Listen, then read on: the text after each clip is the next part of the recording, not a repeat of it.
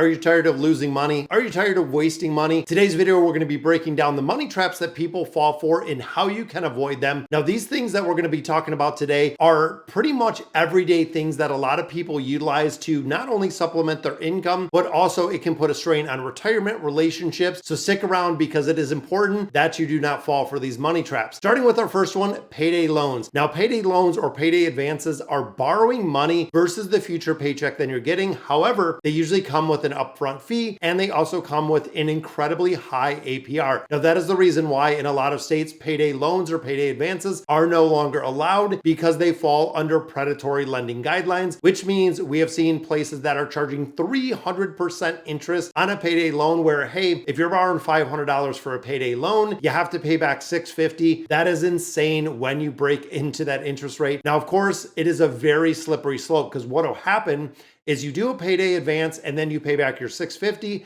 All of a sudden, another $150 from that budget or from the paycheck is gone, meaning you're just creating a bigger deficit. And a lot of people do get stuck in this cycle to the point you can't escape it, or to the point that you can no longer borrow money and now your entire paycheck is being handed over the moment that you get it. Now, to really stay out of this, it is budgeting. Budgeting, and I cannot stress it enough, we talk about it in a lot of different videos, making sure the amount that you have is more than the amount that you spend. That is really the big thing, not living outside of your means. Now, for a lot of people, this might be an awakening. It might be a wake-up call. It might be a time to have some accountability of making sure that you're within your budgeting and you're not spending or borrowing more than you can actually handle. And of course, once credit card interest rates started going up, a lot of people are really feeling the squeeze. Second one we look at is whole life insurance. Now, whole life insurance is a pay as you go, and a majority of people, it kind of gets to the point of you're putting money into whole life insurance with a payout that could come in the future. But of course, with the depreciation of money, inflation, a lot of other factors, most of the time that I've seen this, whole life insurance is not worth it because term life insurance is incredibly cheap. Also, if you have insurance through your work. Now, overall, when you look at term life insurance, you can get like a $250,000 policy for 30 bucks, 40 bucks, where if you're looking at that same policy, if you're looking at whole life, you're talking $300-400 a month for that same policy, which means you could even do your $30, $40 for the term, invest the difference into some of your high yield accounts, high yield savings accounts, pretty good return, but investing the money or investing the difference, you will get to the point that you are self-insured, which means you have more than enough money in savings and investments that you don't even need the life insurance because you have so much money built up. It is a policy that essentially there'll be a point where you're no longer paying for that term life insurance because, again, you're self-insured with the money that you do have in those investment accounts. Third one we look at is debt consolidation loan. Now, this is a very slippery slope. Now, with very high interest debt, when we're looking at credit cards, a lot of people do consolidation loans. Now, in my opinion, consolidation loans can work, and they do work only in one and only one scenario. With a consolidation loan, if you're consolidating all of your credit, putting all of that high interest debt to a much lower fixed payment. However, the big thing with this is you cannot and will not accumulate any new debt. This is the big reason why debt consolidation loans don't work. Is what will happen is, let's say you rack up $20,000 in credit card debt, you put it into a consolidation loan, great. You save 12-15% on interest, which is amazing. Fundamentally, if it works, now you just have that loan payment, but then all of a sudden you're not budgeting properly. You're looking at your credit cards. All the credit cards are at zero balances because you did that consolidation loan. Then all of a sudden you're starting to rack up some more credit card debt, and it kind of snowballs faster and faster. Now you're stuck with multiple payments on different credit cards if you get it back up to that $20,000 balance. In addition, you still have that monthly liability of that debt consolidation loan that you did. Again, if you're really disciplined with getting the debt consolidation loan, it can be a game changer for a majority of people to look back and say, I want to be debt free. I do not ever want this to happen again. And unfortunately, for a lot of people, it is a big wake up call where they're in the point of looking and facing bankruptcy, or they don't have money to meet their monthly needs, which of course can be very detrimental. Getting into adjustable rate mortgages. This again can be very enticing because adjustable rate mortgages are significantly lower than we see fixed rate mortgages, especially in high interest rate environments like we see today. However, not being able to predict the future could be variable, and you could see a much higher interest rate, which again, we've seen a lot of people were in adjustable rate mortgages when, rates were 2.5%, 3%. A lot of people locked them in. A lot of people still stayed in those adjustable rate mortgages, and now they are stuck at 7, 8, 9% with those ARMs, which means they are paying an incredible amount when they could have actually just saved a ton of money. This also go hand in hand with our home equity products. So similar to the adjustable rate mortgages, there are adjustable rate home equity products. They have interest only HELOCs, and then you do have the traditional HELOCs. And overall, we have seen the rates go from 4% to 5, 6, 7, 9. Now they're running about 10% for the HELOC products, which means that if you put money in, again, I don't agree with the home equity products because it does put a second lien on your home, and you're putting your home up if anything should happen, like job loss, if you get sick, something where you can't make your payment, they're taking your home and it turns it into a liability. Next one we look at, and this is one that my wife and I talk about quite a bit, car leasing. So if you don't want to invest in a new car, you can always lease one, which a lot of people do. Now, overall, leasing is a good idea for, having the latest, flashiest set of wheels. You get a new car every couple of years. However, the reason why it is financially detrimental and you should avoid this pitfall is you have a car payment forever. That is right. If you're getting a lease, let's say every 3 years, you lease for 20 years, guess what?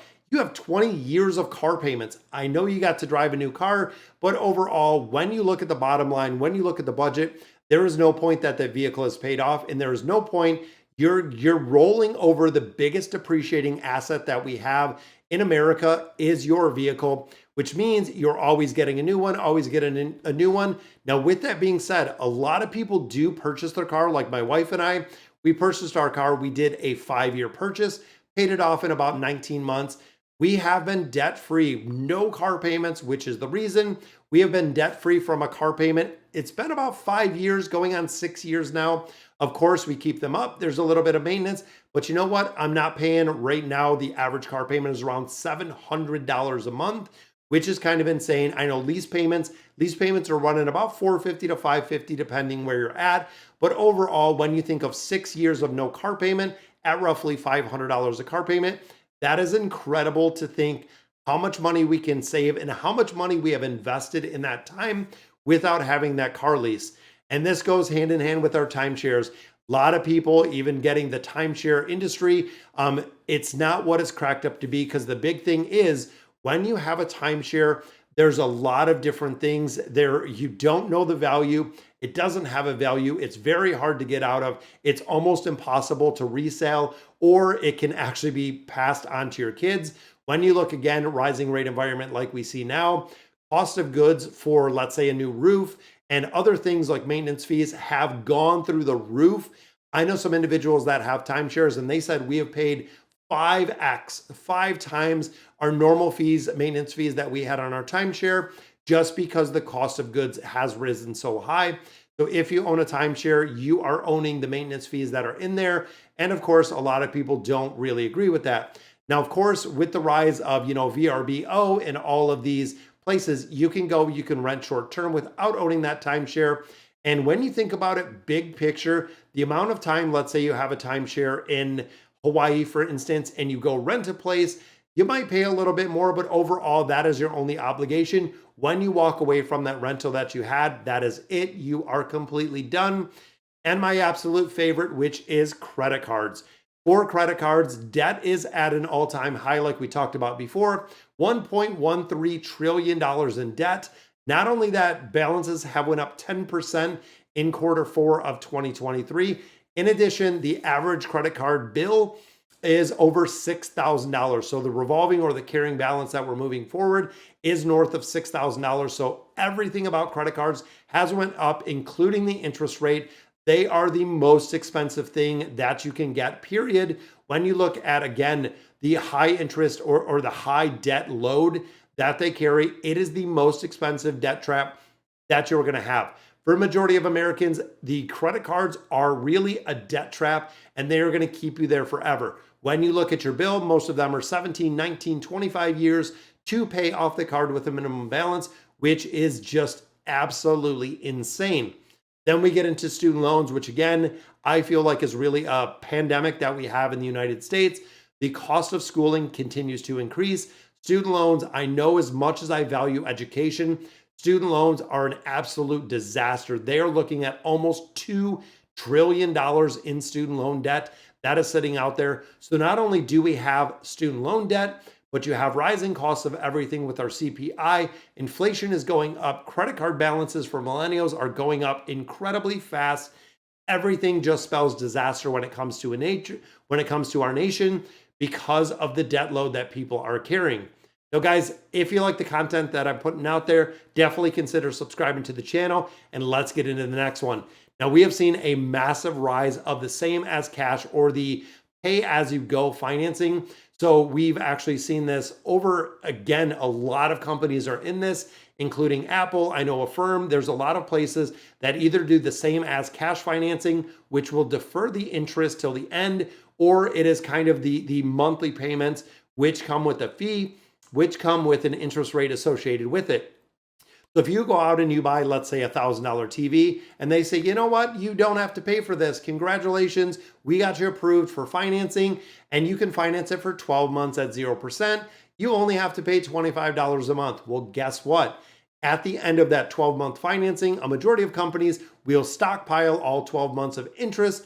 Boom, your bill just got jacked through the roof, and then your minimum payment goes through the roof as well. It is really a financial trap that a lot of people get into. If you don't have the money to buy it, don't buy it. It is really important to note that when you're looking at your budgeting, when you're looking at your inflows and your outflows of cash, saving money for a product is something that we do not see anymore. Even putting down payments for houses, down payments for cars, those are things, again, that we're not really seeing. And the final one is the 401k loans. Now, again, this is something that I see a lot of people do take out 401k loans. The 401k loans are at an interest. Taking money out of your retirement plan goes back to even thinking of the home equity loans. It takes your 401k plan, which is used money for retirement. You're pulling it out early, meaning that you're losing your compounding interest. You're losing your growth factor. You are losing money out of that. It is not the lifeline that you really want to use. Again, because what will happen is now they're taking more of your paycheck every single month. There is an interest that does come with it. Now you're borrowing your own money and you're paying to borrow your own money, which is kind of crazy, which means that you get taxed double depending if you can pay the money back or not. Because what happens with a lot of people as well, they'll take out the 401k loan, let's say 10 grand. They might lose their job. They might move to another job. All of a sudden that loan is due. You have to take it as a distribution. They're going to tax you on that distribution depending on your age. And of course, your tax filing that you're in.